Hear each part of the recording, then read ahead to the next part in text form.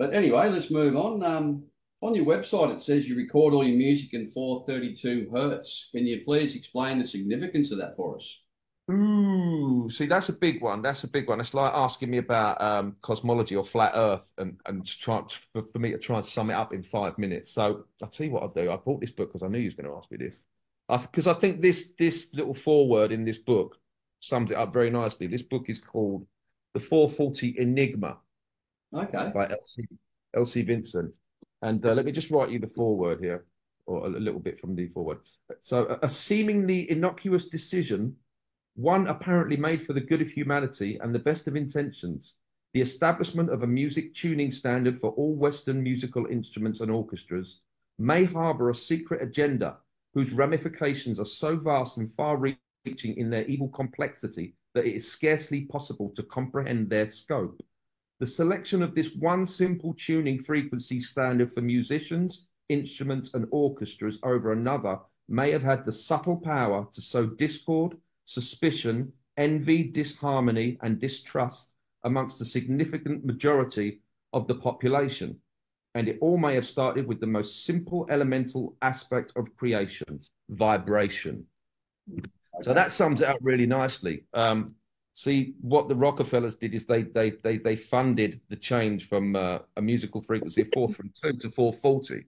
So everything we listen to now is in A equals 440 hertz. And as you just heard there, it may have been, not with the best of intentions.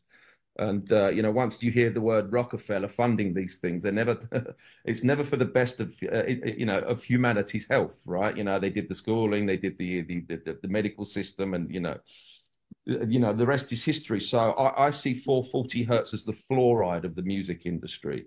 It's causing discord and disharmony, and it's poisoning your. If you look at the difference between 432 hertz and 440 hertz cymatically, pretty patterns on metal plates, or even in water, you put that vibration through water or a metal plate, you'll see 432 hertz creating a beautiful geometrical, really coherent, sharp, beautiful image, like a snowflake.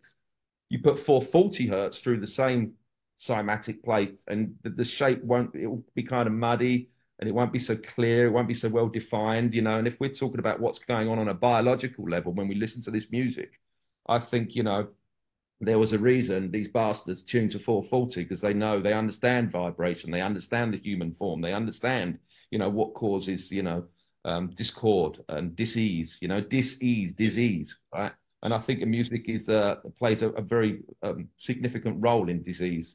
And I think that's why they did it. So to cut a long story short, I choose to put all my music in 432 hertz, which is a more natural frequency. If you start looking at there's some great numerology that goes along with it as well, if you want to look into that. But it seems to have a relationship with the golden ratio, which we find in every aspect of nature. And if, just to cut a long story short, I actually prefer 432 hertz over 440 anyway. I get much more emotion coming out of the music and more goosebumps when I'm doing music in 432 than I ever did with 440. So, and to add to that, I also gauge the feedback of my music, of my album True Solfeggio. It's actually having a healing effect.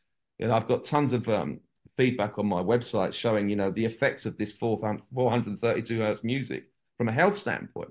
So, I've done my own experiment. So, it's kind of, there's a there, but it's a huge, huge subject. And yeah, so if you want to look into that, it's a huge rabbit hole, but it's a lot of fun.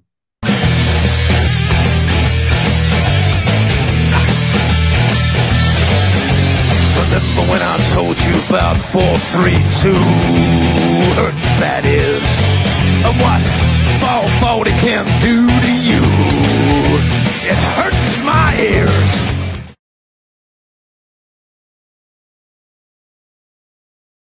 Research flat